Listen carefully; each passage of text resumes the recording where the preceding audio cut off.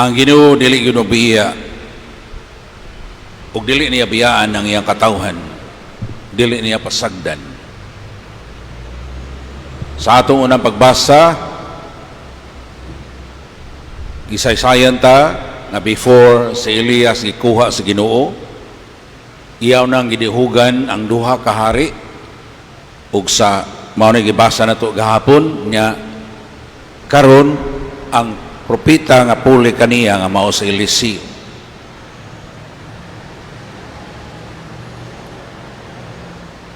Unya, no?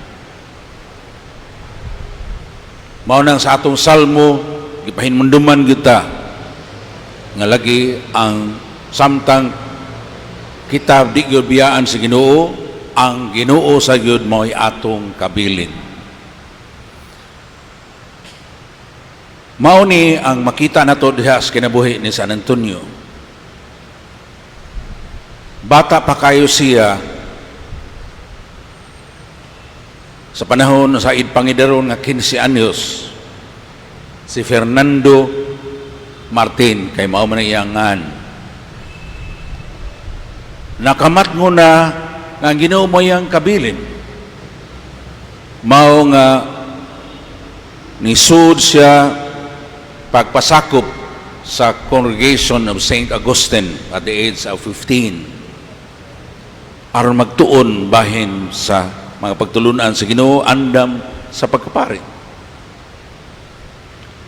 Ug tungod kay para niya ang Ginoo magyud mayang kabilin, mao na nga sa dihang after 2 years niya dito sa monasteryo,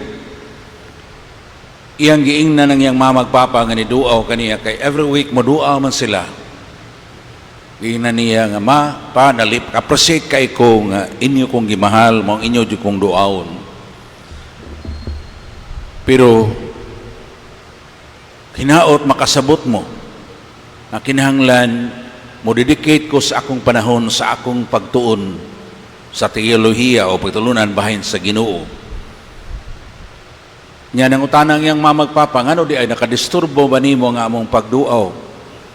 Sa kamo wala mo makadisturbo nako. Pero nga ako mga amigo, kidaghan mo siya mga amigo mo duaw sa dito, disturbo na kay siya. Mao to nga gihangyo niya nga matransfer gani siya. No? Ug puyo aron pag-dedicate gyud sa iyang panahon sa pagtuon sa mga tulunan niya bahin sa iyang pagandam sa pagkapari. Tuod man, naordinahan siya sa pagkapari nga Agustinian. Unya, sa kadlaw niya may mga Franciscan man nga mga misyonero nga niyanha sa ilang dapit. Napatabang niya kung doon na ba siya mahimo aron ang mga 5 ka misyonero nga dito sa Morocco, Franciscan misyonero nga dito sa Morocco, ipanagpatay ang ilang patayng lawas madala ngadto sa ilahang congregation sa France. Ug gitabangan sila na ningkamot si Padre Fernando Martin, natabangan sila. Ug sa dihang tungod niini ngilang panagkita nakapangutana siya unsa gud ay inyo yung nga misyon, kay wa pa man siya kaayo kaila bahin sa mga Franciscan. Giingnan siya ang among misyon suma sa pagtulunan og gitudlo kanamo ni San Francisco, mao gyud ang pagwali sa maayong balita ngadto gyud gani sa kabalayan o kadalanan. Moto nga sa dihang napamalandungan niya na attracted siya gani maudyo iyang hinungdan nga nihangyo siya gikan sa ilang superior sa mga Agustinian nga tugutan siyang mukuyog ngadto sa Morocco sa mga Franciscan aron magwali sa pulong sa Dios dito. Pero secretly siyang kasing-kasing nangandoy diya siya nga mahalad gud niyang kinabuhi ngadto sa Ginoo diha sa maong misyon, diha pinaagi sa pagkamartir. naibog siya sa mga nangamartir. Kay buot niya nga kumplito gyud, hingpit gyud, mahalad niya ang kinabuhi sa Ginoo. Karon sa pag-abot niya dito sa Morocco, nasakit man siya. Mao to nga nyaluya man kayo siya, dili siya kaapil sa misyon. Finally, tungod pila ka buwan na siya nasakit dito, nakahunaw na lang siya mobalik dito sa mga Agustinians. Pero ang barko ngayong gisagyan, nakasugat man og grabe nga bagyo, mo nang imbis balik sila dito sa Lisbon, kay Lisbon, Portugal man siya gikan sa Coimbra, dito siya madunggo sa Sicily. Ug dito sa Sicily, no, nagpadayon siya sa kanunay nga pagampo ug pagtuon sa bahin sa atong Ginoo, labi na diha sa kasulatan.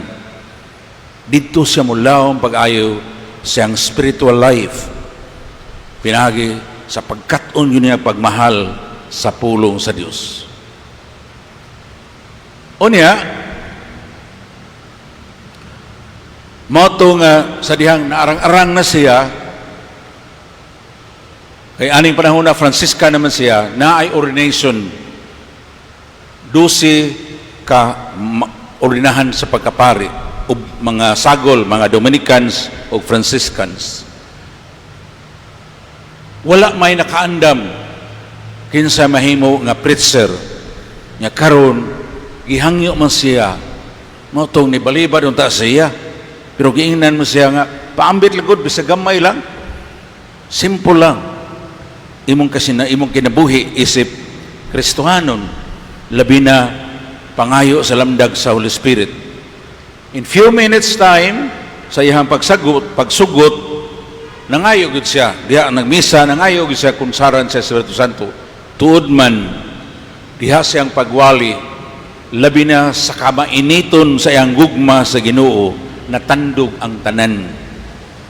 Tungod niini, nahibaw-an siya ni Saint Francis nga maayo siyang daghan sa maalamon siya bahin sa kasulatan, maalamon siya bahin sa atong Ginoo, ug mainiton siyang gugma sa Ginoo. Mangsugod niini, gihimo na siya ni Saint Francis nga magwawali all throughout the northern Italy. Ug dito sa St. Paul, simbahan St. Paul diha sa northern Italy, dito siya kanang mailhan aning maong iyang pagkamaayo magwawali niya. Mao na ning panahon na nga usob na niya ang iyangan pagka Francisca na niya gikan sa pagka Fernando ngadto sa pagka San Antonio. Unya,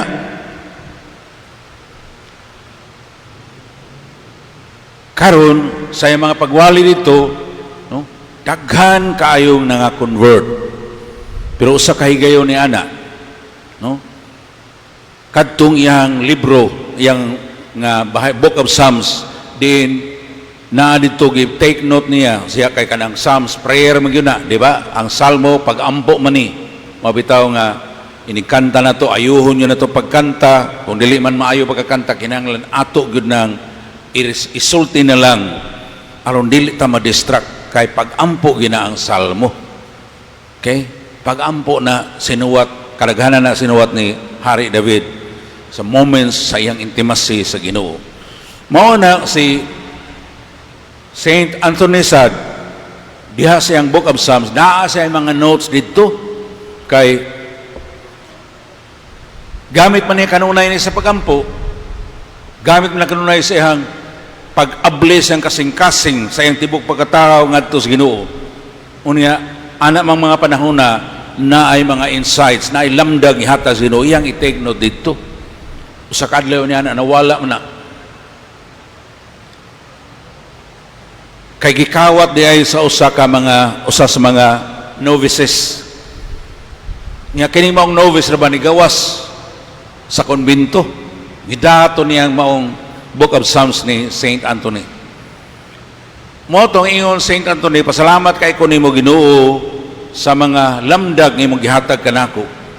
Sorry, di man ako memorize ang tanan. Ang uban ini naa pa sa kununa, pero ang uban ini naa gyud dito sa Book of Psalms. Mao na kun mahimo, mangayo ko nimo nga imong mabalik to din nako. Kung gikuha man nga iuli to niya, kay gikinahanglan to nako sa akong pagwali. Ang maong pagampo gitubag yun sa Ginoo, kay ang maong novice sa dihang niabli siya ni ini human nagampo sa Saint Anthony, nagilty man kaayo siyang nabuhat, nakaamgo man siya sa dakong sayop sa dinaw kadaw sa kahibalo. Mao tong nibalik siya aron iuli niya ang maong Book of Psalms ngadto ni Saint Anthony, ug siya sad nabalik gani gyud pagsuod sa seminaryo isip kanang novice. So mao na nga nahimo siyang patron of the lost things, no? Kanang mga mawa nga mga butang, nawa nga mga tao, no? Patron siya ni ana sa mga nangawala tungod kay nanon man kayo itong maong hitabo. Now, another instance sa iyang kinabuhi diha na sa Padua. Sa ako nangingon, kung wali niya diha, daghan kayo mga tao nangatandog. Pero doon ay usa ka area dito sa Padua, dool sa Padua, nga mga tao gahi na kaayo. Why panahon para sa Ginoo? No? Bisag iya pang istoryahan, tinagsa-tagsa, di yun mamina, may abisi ko, I have other better things to do than listen to the Word of God. Moto nga, nangayo siya giya sa mga birhen, nagampo siya, unsa makambuhaton ining lugaraha, nga di man mamina o mga tao sa pulong sa Ginoo. Motong giingnan siya, lakaw ngadto sa daplin sapa, walihi ang mga isda. Tunood man, pagtawag niya, mga isda sa Dios, anining maong tubig, paminaw ka mo sa pulong sa Diyos, daghan maging isda ng gawas, naminaw sa iyang wali, nakita ni sa mga tao, ug mauni nakapa-attract sa mga tao. Nung sugod niya ito, naminaw na sila ni Saint Anthony. Maunang milagro niya sa pagwali sa mga isda. Okay? Now, karon, tungod ni ini, na ilado na gud siya nga, he is a man of God, enlightened and inspired kanunay sa Holy Spirit. Mao nga, even Pope Gregory the IX, muadto duol niya, no? Muduol niya aron magpa-prayer, mangayo guidance sa Ginoo pinaagi sa pagampo uban niya og ni Saint Francis. At the age of 36, meaning 1195 na siya na tao, so 1131 patay na siya. Pero sa mubo niyang kinabuhi, tungod kay nahalad na guni ang tanan sa Ginoo ang iyang kaugalingon, nasuod na gud kayo sa Ginoo, mauna nga less than a year na declared yun siya ni Pope Gregory the IX nga santos, na canonize siya nga santos.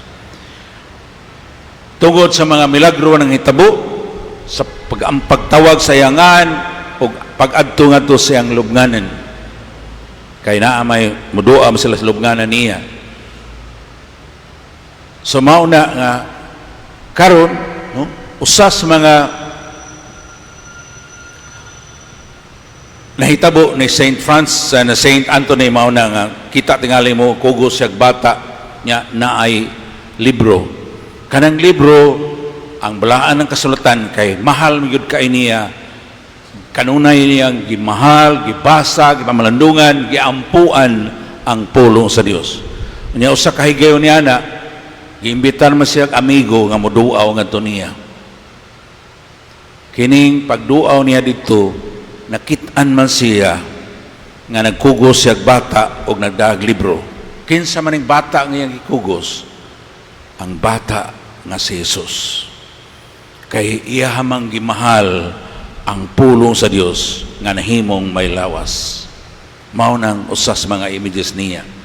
So mao na mga igsoon nga sa akong pamalandong, ang tawag yun no? Ang gasag yun sa Ginoo ngadto ni Saint Anthony mao nang tawag sa pagkaamgo nga ikaw ug ako iya hagyutas Ginoo mo nang siya mo'y atong kabilin.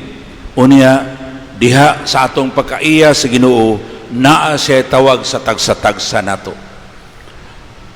Magkalain-lain matong tawag sa pagkapari man, pagkamadre man, o pagkaminyo man, o dili pagka-single blessedness ba.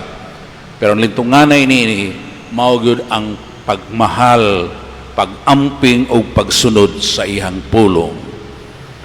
Kay maumani ang extension sa nihitabo ni Kristo. Si Kristo, mauman ang pulong sa Dios nga nahimong tao.